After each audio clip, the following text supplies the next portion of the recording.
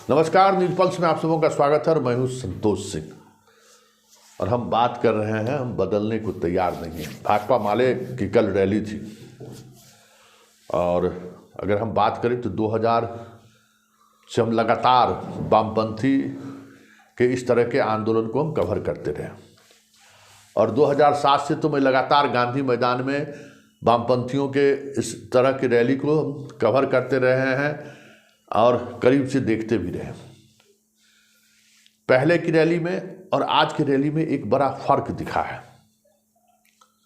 वो फर्क है कि इस बार रैली में भाकपा माले के जो वो कार्यकर्ता जो गांव से आते थे, फटहल अवस्था में आते थे, उनकी स्थिति अब पहले से बेहतर हुई है। वजह जो भी हो, अब वो बूढ़ी माँ अपनी बेटी को हाथ पकड़े हुए जो गांधी मैदान में आते थे भाकपा माले का भाषण सुनने के लिए, चेहरे पर झुर्री आ गया है। लोग आ रहे हैं पैदल, फटेहाल स्थिति में, पार्टी के तरफ रहने के द्वारा रहने की व्यवस्था हो या ना हो, लेकिन लोग आते थे अपनी बात, अपने नेताओं की बात सुनने के लिए। इस बार ये बदलाव हमको देखने को मिला है। वो चीज़ें देखने को नहीं मिली जो चीज़ें वामपंथी के रैली में देखने को मिलता था। हाँ, इस बार जरूर दिखा आंगनबाड़ी सेविका, कॉन्ट्रैक्ट वाले टीचर, मतलब निविदा के सहारे जो आजकल इन दिनों जो सड़क पर नौजवान हैं, वैसे लोग जरूर इस रैली में दिखे, काफ़ी संख्या में दिखे और अपने तरीके से उन्होंने अपनी बात भी कहा। हम चाहते थे कि कुछ ऐसा वॉइस भी आए जिन वॉइसों के सहारे इस वामपंथियों को के मिजाज को समझा जाए। वो वॉइस दिखाई नहीं दिया। वॉइस क्या था, जरा आप भी सुन लीजिए। किस तरीके के वॉइस के लोग आए थे रैली में, जरा ये आप भी सुन लीजिए। बिहार सरकार से बोले हम लोग को समायोजन करने के लिए, 7 साल नौकरी करने के बाद हम लोग आज बेरोजगार हैं, घर में मेरे बच्चे भूखे मर रहे हैं, सभी लोग हम लोग ऐसे हैं, कैसे करेंगे। कश्मीरा कुमारी, कहाँ से आई हैं? बक्सर जिला से। इतनी संख्या में आप लोग महिलाएं आई हैं, क्या क्या मुद्दे हैं आपके? हम लोग का मुद्दा क्या है? हम लोग का मुद्दा यही है कि सरकार हम लोग का अस्थायी करे। हम प्रेरक हैं। हम लोग 2011 से हम लोग बिना 2000 के रुपए पर हम लोग नौकरी कर रहे हैं। हम लोग को पूरा जीवन ही भविष्य ही ले लिए हैं। हम लोग को चौपट कर दिए। हम लोग को भविष्य को, हम लोग को बच्चा मर रहा है, हम लोग को बच्चा मर रहा है। तो आपने सुना, ये सारे लोग हैं संविदा कर्मी जिनको नौकरी नहीं मिली है, नौकरी मिली है तो संविदा पर मिली है। इस तरह के लोगों की संख्या काफ़ी संख्या में थी। और जरा आप दीपांकर का भाषण सुनिए। दीपांकर कह रहे हैं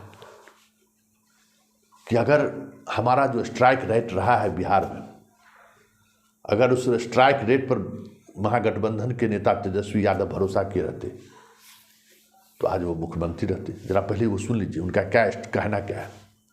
ये माले का स्कोरिंग रेट था, 19 सीट पर लड़ करके 12 सीट हम लोग जीते, तो तब वह लोग कहने लगे भाई आप लोगों को कुछ और सीट मिलती लड़ने के लिए तो तेजस्वी जी मुख्यमंत्री बन गए रहते, सरकार बदल गई रहती। तो ये है माले की ताकत। आपने सुना, यही स्ट्राइक रेट में ना आपसे 2019 में समझौता हुआ पार्लियामेंट के इलेक्शन में। पाटलिपुत्रा में क्या हुआ, मीसा भारती और रामकृपाल यादव के बीच हार जीत का वही अंतर रहा जो अंतर 2014 में था। कहाँ गया भाकपा माले का वोट? 25,000 के करीब उस बार भी हारी थी मीसा भारती, इस बार भी चुनाव वो हारी। बिहार के कई जगहों पर ऐसा हुआ भाकपा माले का वोट आरजेडी की तरफ शिफ्ट नहीं हुआ, कांग्रेस की तरफ शिफ्ट नहीं हुआ। हाँ, आपका वोट, आपके साथ अन्य जो वोटर थे वो जरूर शिफ्ट हुए, लेकिन आपका वोट शिफ्ट नहीं हुआ। ये कई जगहों से जो रिपोर्ट है कि आपका वोटर कई जगहों पर शिफ्ट नहीं हुआ। और आप जिस तरीके की राजनीति आज भी कर रहे हैं, चाहे आप जो भी वामपंथी हो, वो राजनीति अब ये समझने को अब तैयार नहीं है कि वो राजनीति का दिन अब लग चुका है। अब जमीन में वो बात रही ही नहीं। अब जमीन है किसके पास, और जिस जमीन के सहारे आप लड़ाई लड़ना चाहते हो उसके वो सामने कौन है? सरकार है, और आप सरकार में हैं। और हमें लगता है कि आप 12 विधायक में आप भी मंत्री बन सकते हैं, लेकिन आप मंत्री बनना नहीं चाहते हैं, क्योंकि तब मंत्री रहेंगे तो आप सवालों के घेरे में आएंगे। तो आपकी ये शैली दिखा रही है कि जो गलती मनमोहन सिंह के दूसरे कार्यकाल में वामपंथियों ने किया, वही गलती आप बिहार में भी कर रहे हैं। और उस गलती की सज़ा क्या मिला? अगर आपके संदर्भ में देखें तो देश आज 10 वर्षों से राष्ट्रवादी ताकतों को झेल रही है, और ऐसे तमाम नैरेटिव पर हमला हो रहा है जो इस देश की खूबसूरती रही है।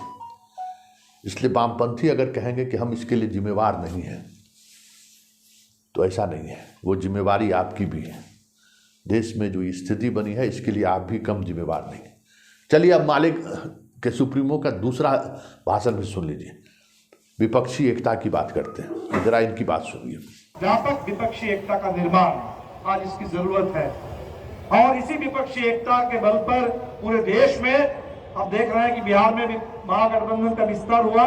भारतीय जनता पार्टी थोड़ा अलग थलग है।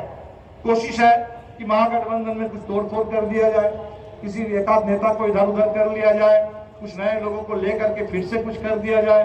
ये खुराफत करने वाले लोग हैं, ये हमेशा कोशिश करते रहेंगे, खरीद फरोख्त की कोशिश करेंगे।